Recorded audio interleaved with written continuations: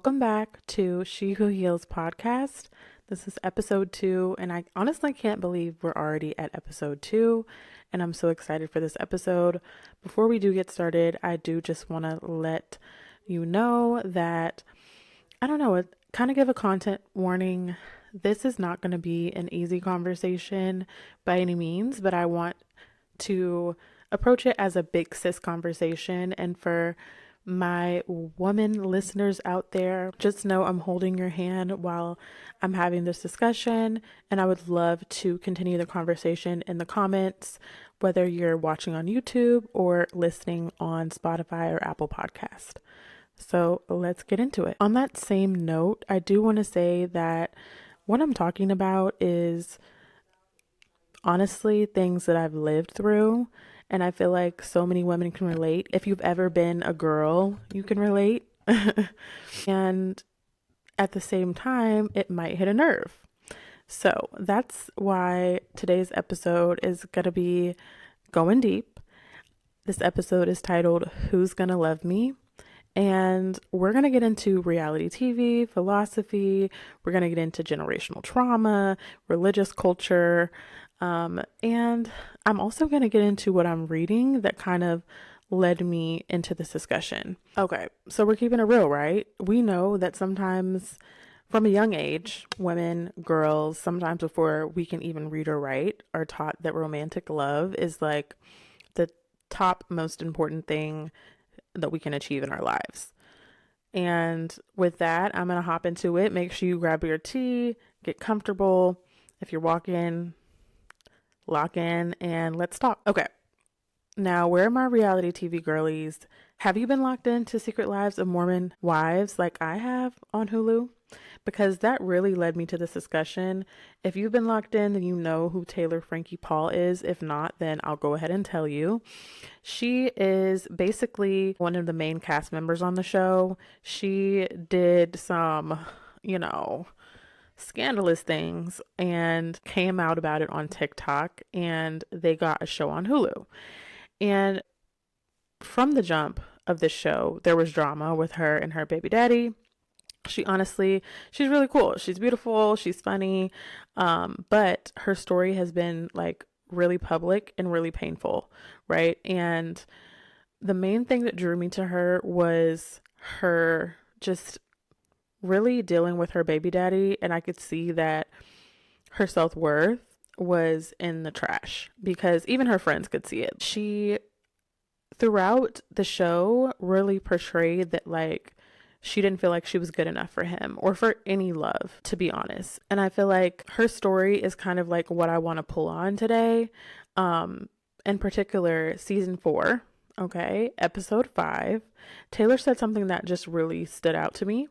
She was talking about her baby daddy, Dakota, and he has brought nothing but chaos to her life. The first episode of the show, season 1, you see basically they both get arrested. I don't know if Dakota got arrested, but I know Taylor got arrested because they got into a domestic scuffle, an argument, and that's actually what resurfaced recently was the videotapes from that arrest. With that being said, she, in episode 5 of season 4, says something along the lines of, if Dakota doesn't love me, who's gonna love me?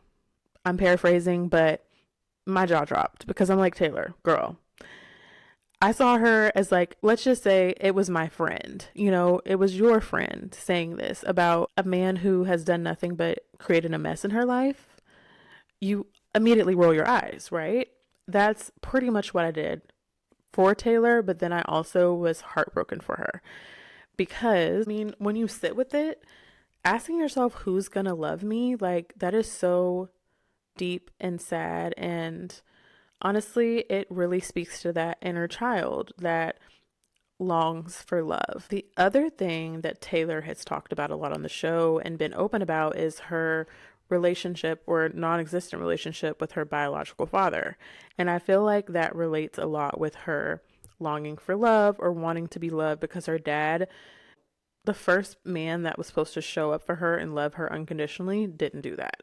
And I feel like that damaged her because he chose not to. He chose not to show up for her. And you could tell that that wound hadn't healed in Taylor on the show because she consistently went for Dakota despite how toxic he was for her, just for the sake of someone loving her or what she perceived as love. Because someone who's going to literally try to tear you down, which I'll get into more, like Dakota, I could see how unhealed Taylor was because this man who, you know, treats you like you're less than, she spends basically all 4 seasons going from being in a relationship with Dakota, breaking up with him, getting back together, breaking up again, sleeping with him when they're separated, arguing with him over who he's hooking up with, just back and forth and back and forth. And then to top it all off, in March, I believe, of this year, Taylor was supposed to star in Bachelorette. But guess what? She did not because the season was canceled. And can you guess why? Well, let's just say this is alleged, but Dakota, there was some tapes leaked of their fight from back in 2023. And because Taylor was upset, fighting Dakota in the video, there's video footage of it, ABC decided to cancel her season of Bachelorette. So here she is putting all her faith into this man continuously for him to tear her down and even be the reason that she misses out on the opportunity of a lifetime, some would say. It just proved that all Dakota wanted to do this whole time was diminish Taylor's light, and it honestly makes me sick. Like, thinking about how she wanted his approval this whole time, but no matter what she did, no matter how much she wanted to be seen by him, no matter how much she wanted to be loved by him, not to mention she has a supportive family. Her mom even wanted to be there for her, but she couldn't stand to hear her mom stick up for her and tell her, Taylor, you need to choose better men and make better decisions. She sacrificed her own reputation for Dakota just for him to basically only want to have power over her, feel like a bigger man because she would sacrifice so much for him. And again, diminishing her light so that he could feel bigger. It just is so toxic. And I feel like so many women have been in those shoes before. I'm not going to say that I've been in those exact shoes because I don't have kids, but I have been in situations for longer than I should have. And that kind of brings me to my next topic. I feel like Taylor and her woundedness made her a target for that kind of person who wants to, you know, take advantage of you because you're still looking for your father's love, your mother's love, whoever, whatever deficit it is, you are gonna stay longer than you should, you know, because you feel unfulfilled on your own. You will give more excuses than you should. You will keep asking who's gonna love me instead of do I love myself? Because that is really where Taylor needs to be focusing her energy, you know? And I think a lot of us, because we're taught from a young age to get married, start a family, we feel like that is the only thing we can achieve. And it's not until more recently in society, women, you know, are applauded for having careers of their own and choosing what their life looks like outside of a man. Okay, and in the same fashion, I want to tell you guys that I've been reading this book. It's called The Female Search for Love by Bell Hooks. Now, if you don't know who Bell Hooks is, she's a Black feminist scholar, an author, and a cultural critic. She's written all about love, but in this book, The Female Search for Love, she basically is dismantling the way our entire culture understands, teaches, and even withholds love, particularly from women and particularly from girls. So I knew I had to pick this book up. I saw it on Threads. Someone had posted it. I've read all about love, but this book is like an awakening, honestly. Like before I even got into the book, I feel like it was the preface, and I was already like, whoa, Bell Hooks, like, calm down. But one particular part that she writes, just so you can kind of feel how I felt, she says, the girl who does not feel loved in her family of origin is given another chance to prove her worth when she is encouraged to seek love from males. Prove her worth. You heard that right, okay? The girl who does not feel loved is given another chance to prove her worth. So, a lot of us have had childhoods where maybe we weren't paid attention to as much as we could have been, whether that's because we were raised by a single parent or our parents worked a lot, had to juggle jobs and other responsibilities to put food on the table. A lot of us have a love deficit, an attention deficit, growing up. And that can turn into searching for attention in the wrong places, searching for love in the wrong places, but also holding, having a man as proof of value, having a relationship as being, you know, a statement of your lovableness or lovability, whatever you want to call it. It's just really perpetuating this, idea that churches teach, culture teaches, fairy tales, magazines, everything is like leading to the princess finding her Prince Charming. And, if she doesn't, or if he leaves, or if he hurts you, then something must be wrong with you. That is just how things are taught, and we're expected to shift and mold ourselves so that we can be lovable. And Bell Hooks also talks about women who are obsessed with getting and keeping a man. This also reminds me of that one song. I can't remember if it's by Betty Wright, I think. And it's like, basically like having a piece of man is better than having no man at all. And that just goes to show that song is probably from like the 90s, maybe late 80s. Women were thinking that way. Like, if I don't have a man, people are going to look down at me, basically. So I better have a piece of a man, even though he's not doing nothing for me, but maybe laying lousy pipe. Okay. Um, hey, I know we've all been there. Most of us, some of us. Bell Hooks really touches on that, and I feel like we see so many examples of it in society, but I just had to touch on that and highly recommend this book to you, because honestly, this is not something to be ashamed of. This is a place where you can transform, because, she also talks about girl children witnessing their mother suffering and how that also impacts us and almost traumatizes us, because we learned in real time what love looks like. And if that is pain, and if we're seeing suffering, that becomes our blueprint. That becomes what we think, that's our prototype, that love involves suffering or some type of, deep self-sacrifice. And instead of love being about self-devotion and honor first. And that's not small. That is literally how those cycles continue and perpetuate unless we stop it in its tracks. So to bring this home a little bit more, because it's not just about Taylor Frankie Paul. It's not just about being Mormon. It is bigger than that. I grew up in the South, in the Bible Belt. And when I tell you, sometimes it could feel like I was being raised in the 1950s, because women were so limited, in the choices, or limited in the choices that they had for their lives if they were wanting to be perceived a certain way. Okay. If women wanted to be likable, basically you needed to be a good wife. Be a teacher, be a mom, have some kids.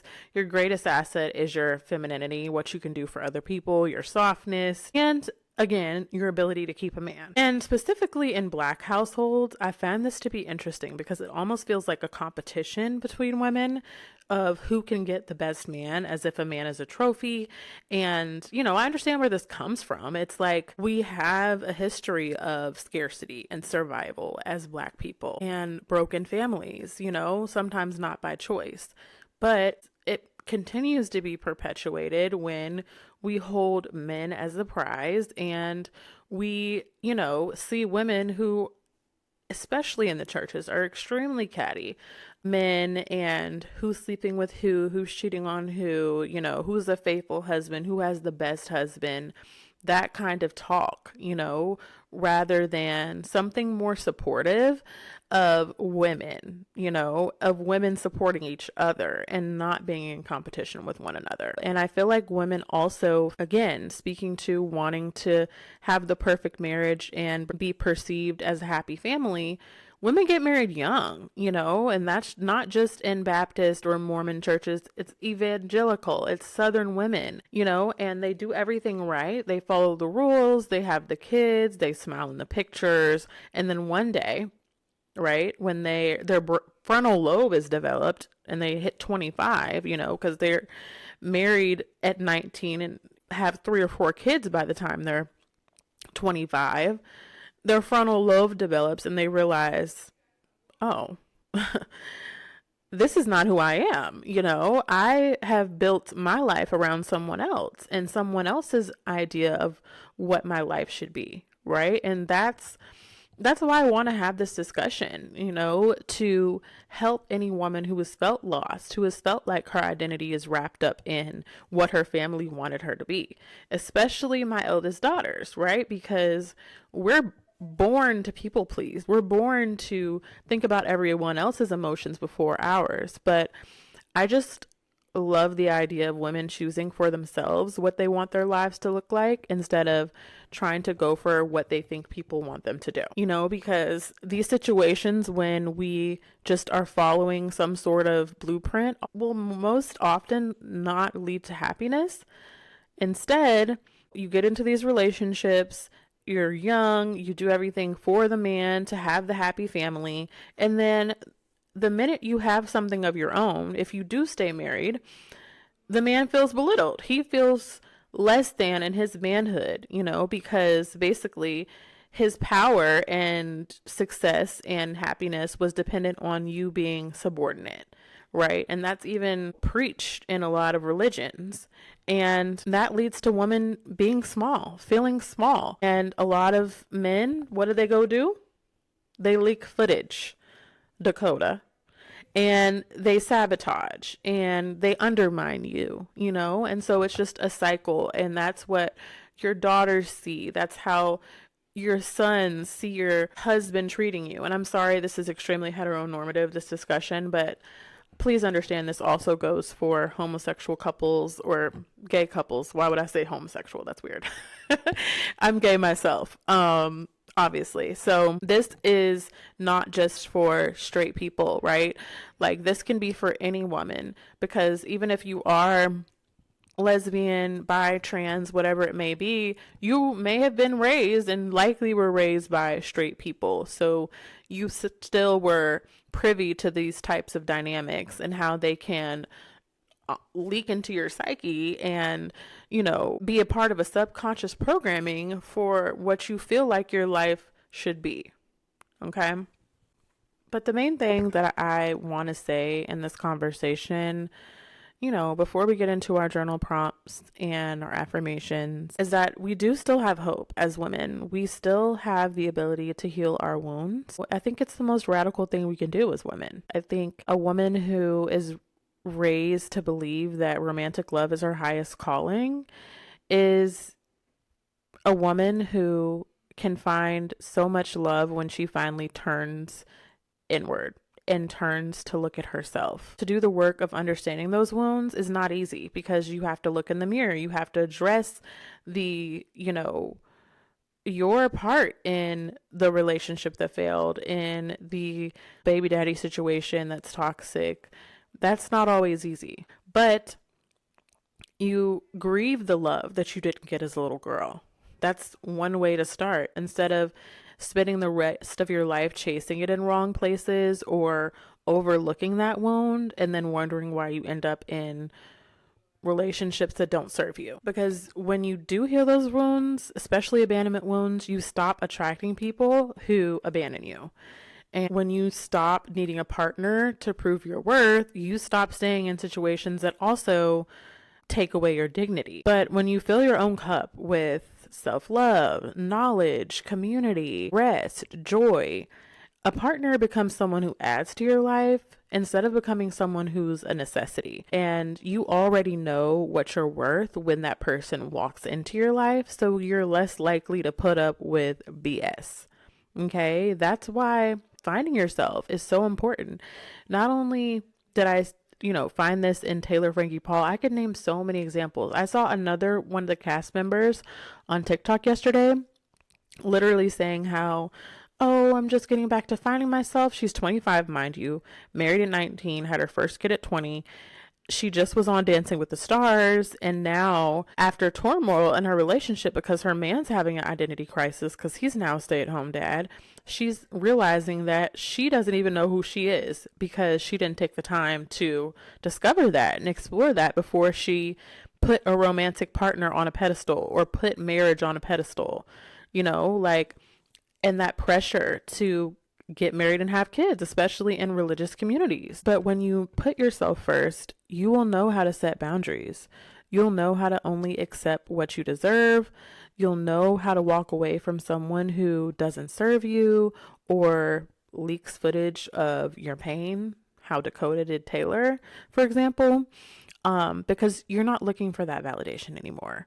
You know that you're worthy of love, and whether that's a platform like Taylor has on social media, you know your worth because you've taken the time to sit with yourself. And most importantly, okay, if you have little girls in your life, daughters, nieces, cousins, whatever it may be, they're the people, that we're doing the work for so that we can change the narrative, change what we're teaching girls as they grow up. That a man is not a goal or a destination, a partnership, whether it's a man or a woman. Your worth is not up for debate. We've inherited as millennials so many harmful ideologies, and that's the main one. I would have to argue because it leads to so much, like toxic relationships, kids who probably shouldn't be here because their parents don't love each other, had an oopsie. I'm not going to say they shouldn't be here because I feel like all kids have purpose. You know what I'm saying, okay? We can do things differently, and we should do things differently and rebel against what society is trying to teach us or is, forcing on us in some ways. We can be the generation that breaks that cycle. So Taylor Frankie Paul, she might still be figuring it out. Honestly, a lot of us are, and that's okay. It's what this podcast is about is we're not coming healed. We're here to heal. And that's why I named this podcast She Who Heals. Okay. So time to close out. This is the most fun and interactive part of the podcast. So we're going to get into our grounding and just the vibes that we need coming off of that conversation, right? So I want to give you something to carry with you even after you listen to this episode. So grab your journal, and there's no right answers also. If you need to come back to this, have some time to think about the journal prompts. That's cool. If you want to do it all at once, it's up to you.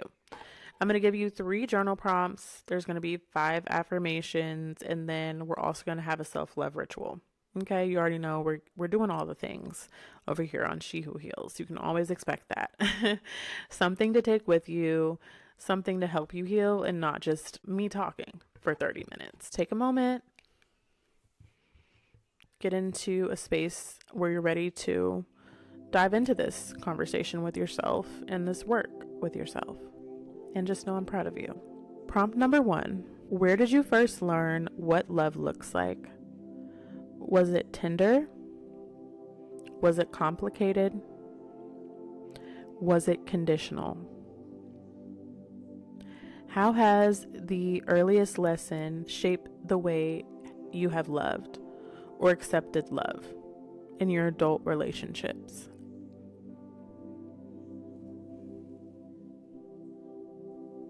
All right, prompt number 2. Think about a time you stayed somewhere, a relationship, a friendship, a dynamic, longer than you should have. What were you hoping to receive? What were you afraid losing it would say about you? What do you know now that you wish you had known then? And lastly, prompt number 3. If the little girl you once were could see the woman you are becoming, what would she need to hear from you? Write her a letter. Tell her what no one told you. Tell her what she deserves. Okay, moving into our affirmations. You can read these aloud if you are in a space where that's possible. If not, you can write them and come back to them when you feel ready or when you need them the most. I am enough. Love exists within me. I honor and devote my love to myself first. I honor the platonic connections in my life as they are just important as my romantic connections. I love myself enough to walk away from anyone who cannot see my worth. Okay, so for this self-love ritual, it might be a little uncomfortable, but we're gonna do mirror work. And that entails exactly what it sounds like. You're gonna be looking in the mirror and saying these things out loud to yourself with love. This is not about a performance. It's not affirmation, just for the sake of saying it. This is real and intentional, and it's really going to help you. It's a practice that was made popular by Louise Hay. And yeah, all I need you to do is stand in front of the mirror, look yourself directly in the eyes, and speak to yourself with love. The first step is going to be to find a mirror where you can be alone, whether that's in the bathroom or the bedroom, wherever you can have some privacy and quiet. Step 2, you're going to take slow, deep breaths and let your shoulders drop, unclench your jaw. Just take a moment. Step 3, you're going to look yourself in the eyes, not at anything else, your body, your hair, your makeup. Look at yourself, say your name out loud, and then say, I see you. I love you. You are enough. And when you say it, I want you to really mean it. Step 4 is you're going to speak one of today's affirmations aloud, whichever one is resonating with you at the time, whichever one lands with you. Speak it aloud with strength and love. And then step 5, go ahead and place your hand over your heart and breathe. Take some deep breaths for the next 30 seconds and just be. If emotions start to come up, that's okay. If it feels strange, that's okay. That's the wound that we have, right? And recognizing that it's finally time to start something new. Loving self-talk, showing up for yourself again and again. And that's part of the work. That is She Who Heals. So if anything I said today resonated with you, I want you to sit with it.